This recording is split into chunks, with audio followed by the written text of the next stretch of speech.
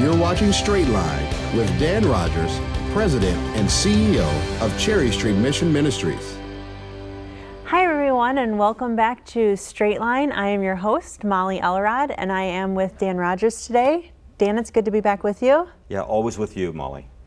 So today we are going to touch on the subject that I don't know if many of our viewers know a lot about based on the vocabulary that we're going to use, but about looking right and being right with God, even if it looks abnormal to those around us. Yeah, we're going to use words that I think are foreign by vocabulary to a lot of people, and they are legitimate and illegitimate, but those words are differently used. And our guest today, Pastor Becky Zawilski from New Harvest, is really exceptional at this topic relative to explaining it. I'm a pretty simple guy, so I just go right for the jugular in most conversations, Molly, I'll be honest with you. And I just use words like legitimate and illegitimate, because when you look at the Bible, you see constantly, particularly when you look at the life of Christ, Molly, you see constantly where Christ was completely, right, illegitimate to the people around him.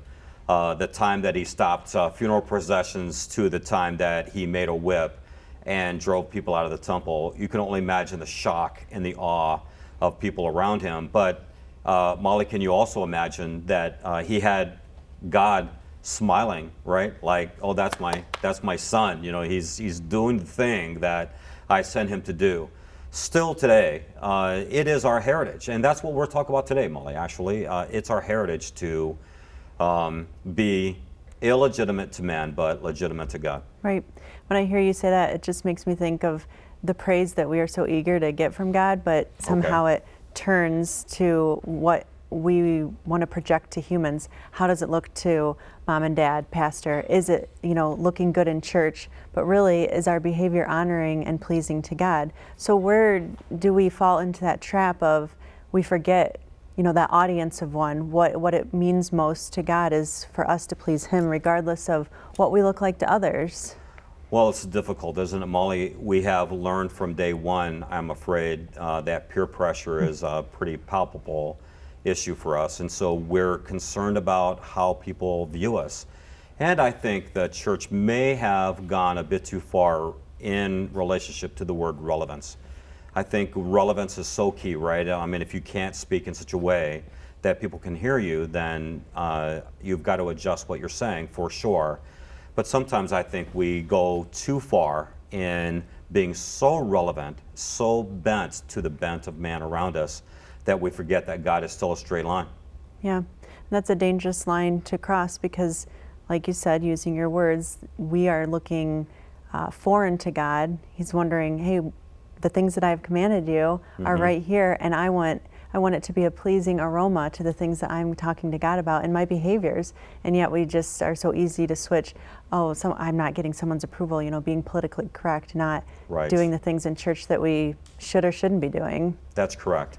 So what we did in preparation for Pastor Becky, and by the way, she hates it when we say that, so we'll say it all day long. Okay.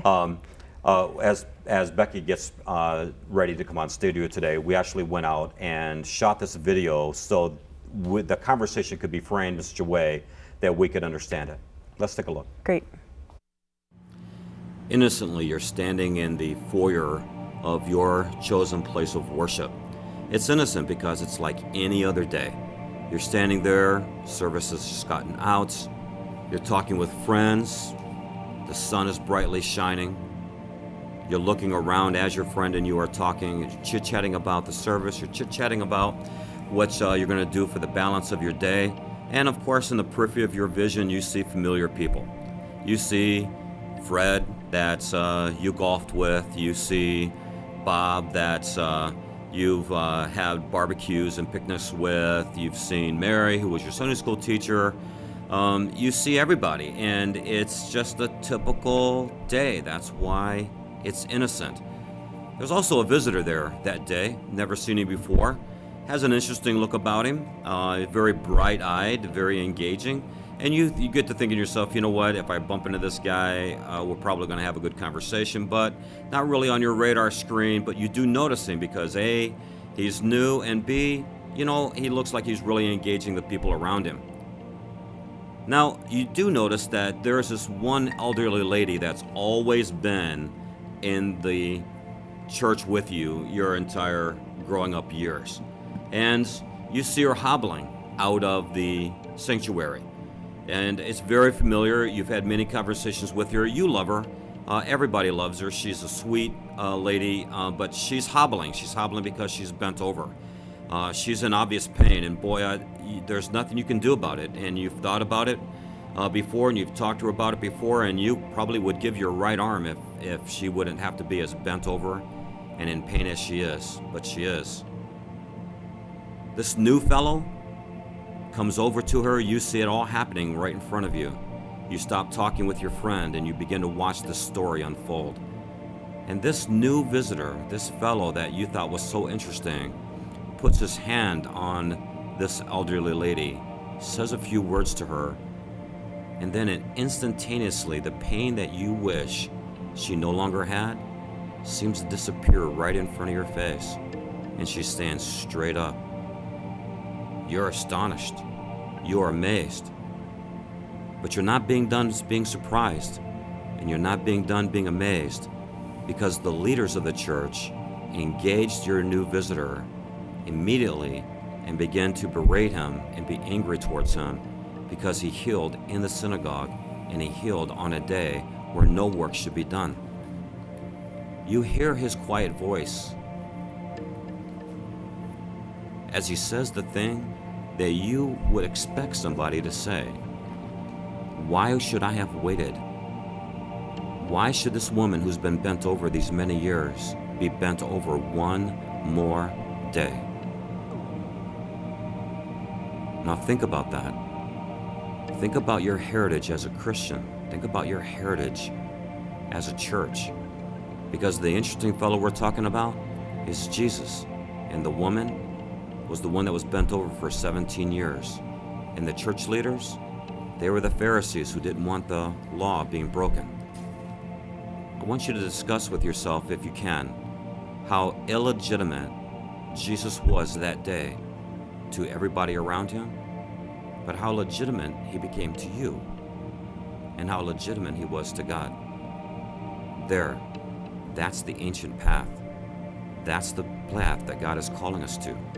That's the place where it's yearning in your heart to go and move the brushes of your own history back and find a relationship with God that you've dreamed about.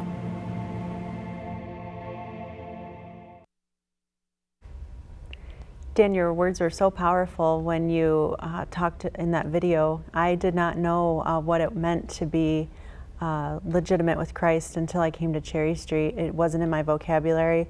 And yet there were times when I would think in my life, something just doesn't feel right with the way I'm being treated by others, with the way I am treating others, because I know it looks foreign to them, but it looked so familiar to me. And hearing that and reaffirming that I know that I was being legitimate in God's sight, and what a treasure and a pleasure it has been to remind myself that, hey, this is where I'm supposed to be with God.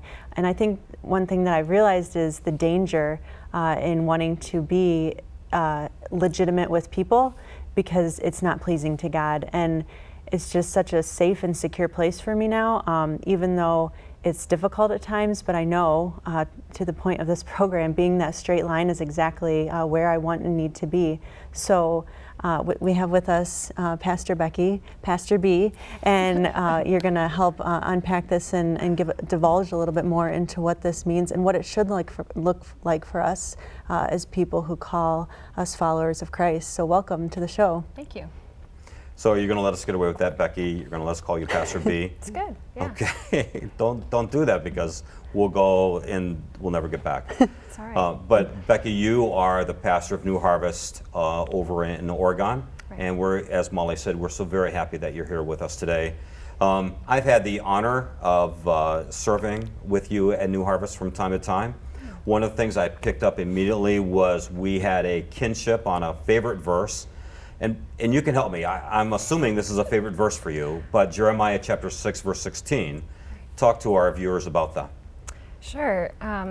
This verse talks about standing at the crossroads. and asking for the ancient ways, and that God would give us the right ways to walk in, and as we walk in them, there's peace and rest for our souls. Yes. Who doesn't want that? Right. But it's interesting though, Becky, because when you and I talk about this, peace and rest aren't always the same peace and rest, right? Right. I mean, the peace of God and the rest of God may not always be kind of peace or Sure. the kind of rest Right. we think we need. Absolutely.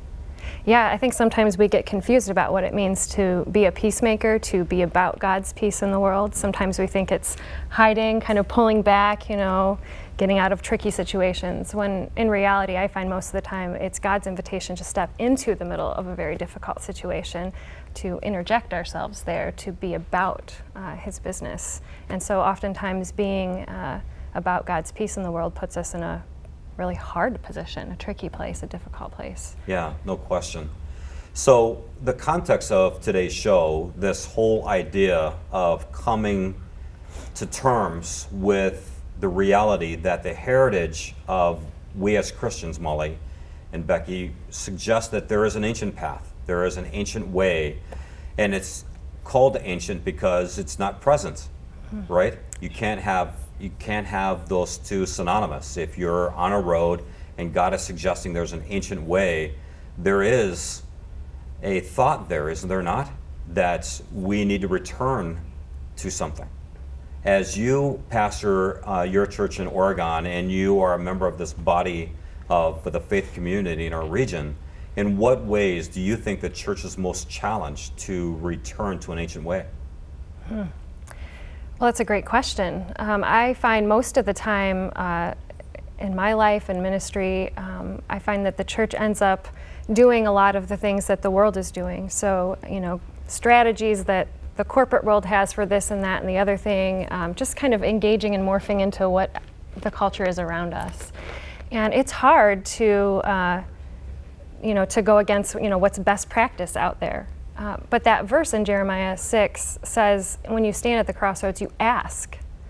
So positioning ourselves before the Lord to ask and say, okay, this is what else is going on around me, but might you have something different for me, for us? I think it really starts there, in that quiet place of, am I really listening to the Lord? Which kind of goes to, I think when I find conversation with folks, sometimes they don't really know or believe that they can hear from God. Yes. Sure, you smart people, you scholars, theologians, pastors, whatever, they hear from God. But for the average person, do I really have the chance to hear from God? And the answer is, yeah, that's Right. real. I think you touched on something that we ignore a lot, just sitting quiet and praying, that we don't have to keep talking to God, that as we mature into our prayer life and it grows deeper, that intimacy of just remaining silent and allowing Him to speak to us, I think we've lost that.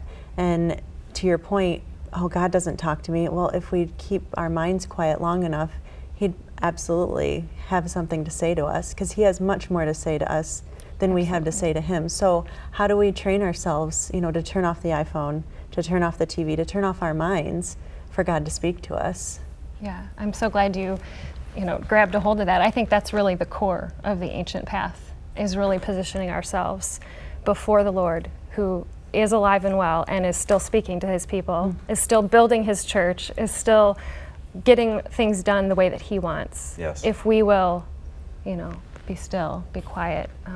So you're talking about an agenda, God's agenda, getting back to what He would have for us. Absolutely.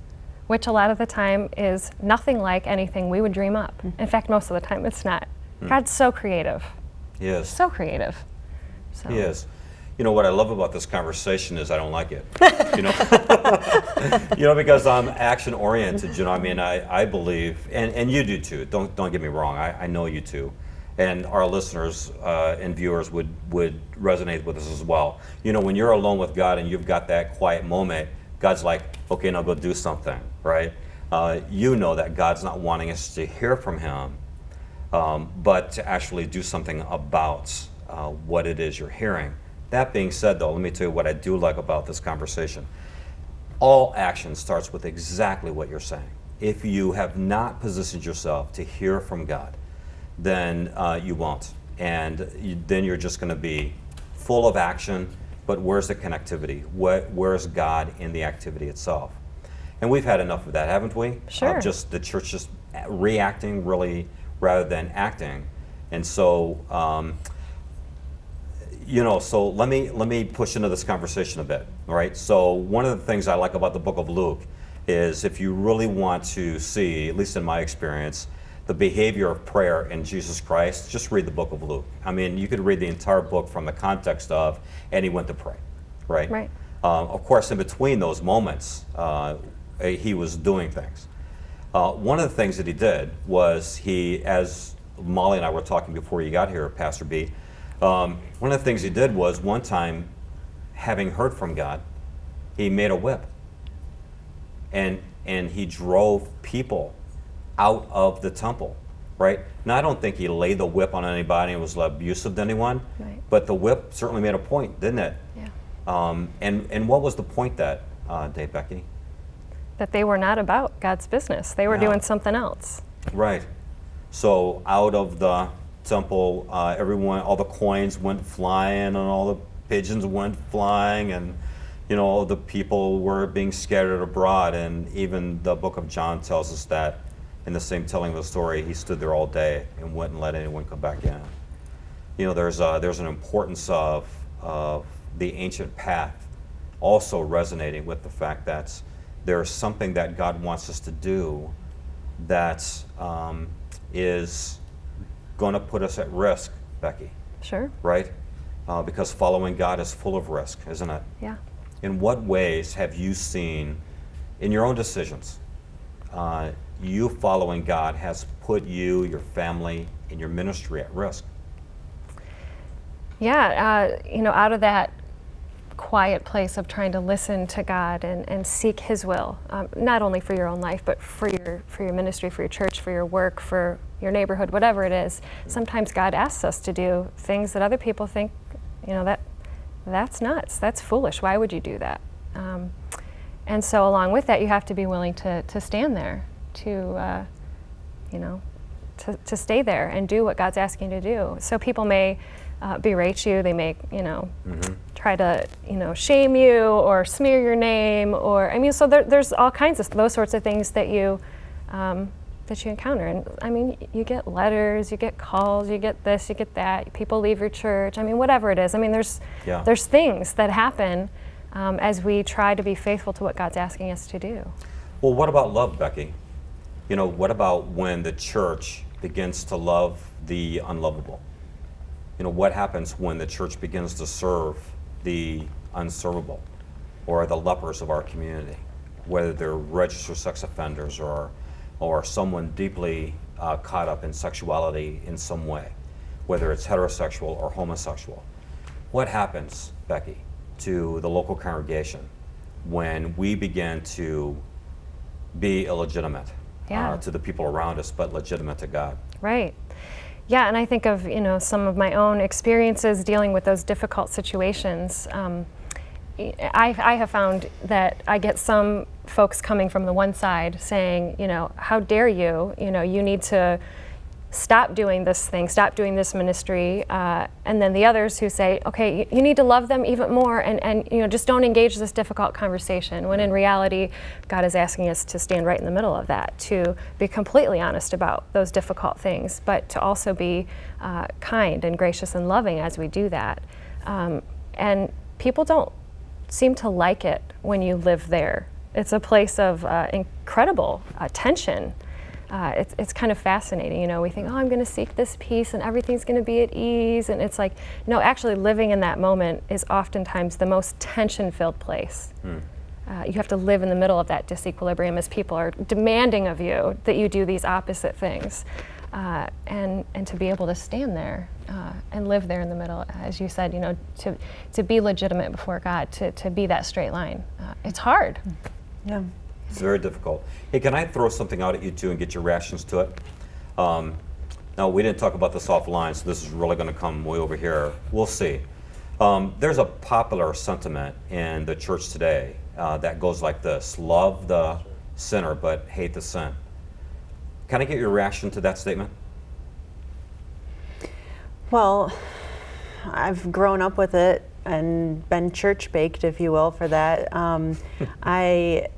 I don't think that I like it because it's using that adjective. You know, the person, whatever they're doing, that's not who they are. That's just what they're doing. So I would want to, you know, just scrap that altogether and just say, let's worry about the person and who they are in Christ, not what they've done, because their whole life they have been believed and taught and behaved that sin, that prostitution, that drug user, that alcoholic, that shopaholic. And I think that when we decide that we are going to see ourselves as Christ sees us, that is perfect, then that's when transformation can begin, because then you get rid of the lies and the adjectives. So I would toss that conversation out completely and turn it, but it's so familiar, you know, it's so PC to just say these churchy things that aren't even biblical. So yeah, no, don't like it. Yeah, it's not my favorite phrase either. And I guess I have a question. Have you seen somebody who says, I'm going to love this person, you know, who's sinning and hate the sin? Have you seen somebody actually live that out and do that really well? I don't think it fares well. Yeah. I mean, it's not sustainable. It's not really possible. Well, you know, it's not. And I'm afraid that it tends, after a period of time, as long as it has been now in the nomenclature of the church, it has become so innocuous that we don't even know what it means anymore. Mm-hmm. I wish we would shorten it. I wish we would just say something like, you know, let's love people. Mm-hmm.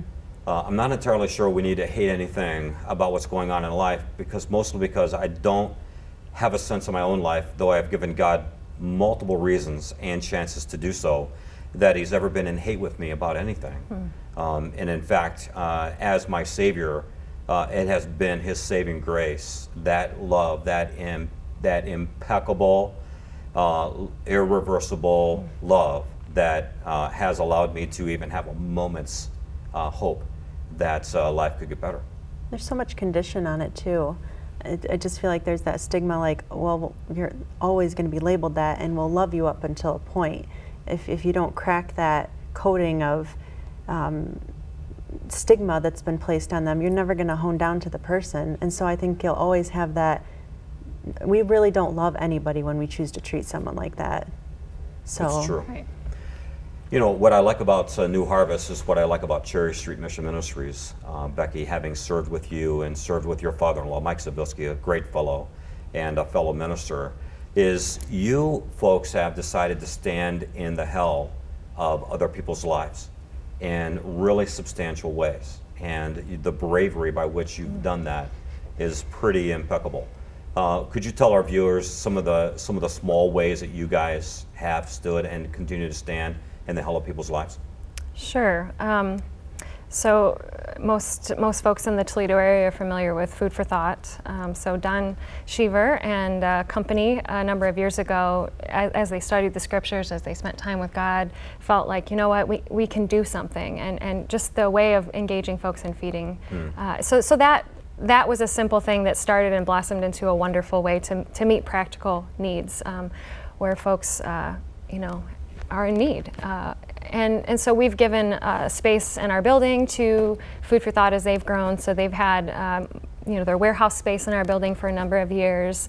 We've kind of been, you know, just they've used our space, and it's been a wonderful partnership. And we've seen folks come and go through our building, through our space, because of Food for Thought. We also have some property that we, you know, just felt like the Lord would have us give away to another group, the Daughter Project, who is working to rescue and free, you know, young women. Yeah, those young ladies that are caught up in sex trafficking.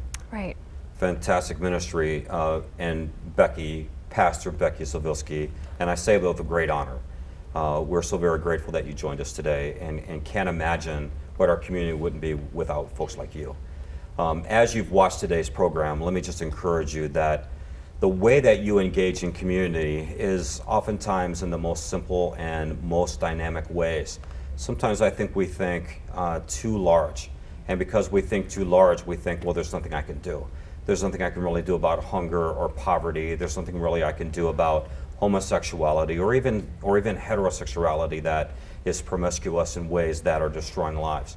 When you read the paper or you look at what's going on in national media, you can see the problem is so dynamic and so deep. You think, what could one person do? But can I encourage you today, would you please begin to look at your life the way God looks at your life? Because he doesn't see you and you alone. He sees you as a member of the body, his body, that soma, that the body of Christ is much larger than you and much more dynamic. You being engaged in what God is doing through the church is critical, whether it's in local expression or whether it's in corporate ways that we express the goodness of God within our community. At Cherry Street Mission Ministries, and if you would go to our website, you can engage in your community in great and dynamic ways. You can volunteer, you can give, you can serve, you can bite down on what God is doing in your community in dynamic ways, and we encourage you to do so. Becky, as we round out today's show, if you could say one word of encouragement, maybe two, to the church within our region who's listening to us today, what are a few things so that they can see their ancient path and they could perhaps find their legitimacy with God? What would those few things be? Well, first I would say we do need to slow down enough to be able to hear from God. And then, of course, as we hear from God, to step out in action. And so I would just encourage folks that, God's history with his people is that he delights in using unlikely candidates for his work. And so for folks who feel like I'm just an average person, there's nothing I can do, that's a lie. The truth is, if you will give your yes to God, he will do great things with your life and through you to get his kingdom built. And so keep giving your yes to the Lord and the simple things of your daily life, or maybe something big that's in front of you. Just say yes to him. Fantastic. And I would say go chain yourself to an abortion clinic. Go, as I've done in the past. Honestly, I would say do what Becky just said. Stand on that intersection and listen to the Lord. Prayer is 5% speaking and 95% listening. And I wish that you, as you pray this week, would find yourself maybe even in a bended knee position. Try it.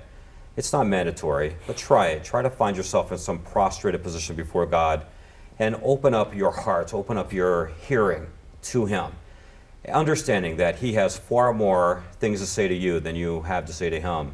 You don't have to conjure up a lot of language for him. He is looking for your availability and for your heart. And if you will, as Jeremiah chapter 6, verse 16 would suggest, do that. Stand at the intersection of wherever you are today. Hearken your heart, open up your hearing to him, then trust me, Molly, he'll do dynamic things in you. Awesome. Thank you so much, Dan. Thank you, Becky, for being with us. And thank you all for joining us on this episode of Straight Line. And we'll see you again next time.